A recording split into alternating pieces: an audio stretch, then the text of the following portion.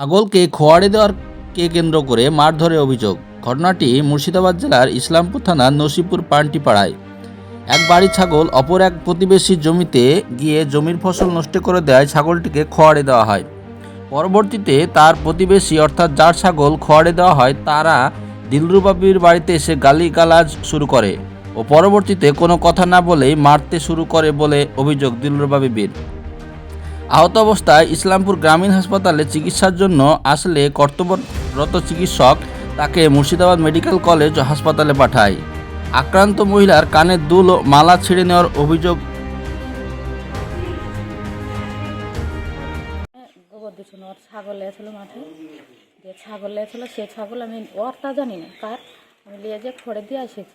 আচ্ছা আমি বাড়িতে ওখানে গোবর দিছি, আচ্ছা গালাগালি করছে, ও গালাগালি করছে। আমি এসেছি দিয়ে আমি বলছি গালাগালি করছে ওখানে, তোমার ছাগল আমি জানি না, আর তোমার ছাগল হলো তো কী হলো, আমি খড়ে দিয়ে এসেছি, তুমি যেটা লেগেছে সেটা বলো।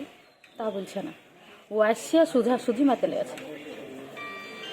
কারা মারলো? কারা মারলো? ওরা আমার ওই পাড়া প্রতিবেশী জায়রা, ওই লুকু আর নাম, আর ওই যে রূপালি একজন, আর ওই ওর ভাসুরের মেয়ে। কি দিয়ে মারলো?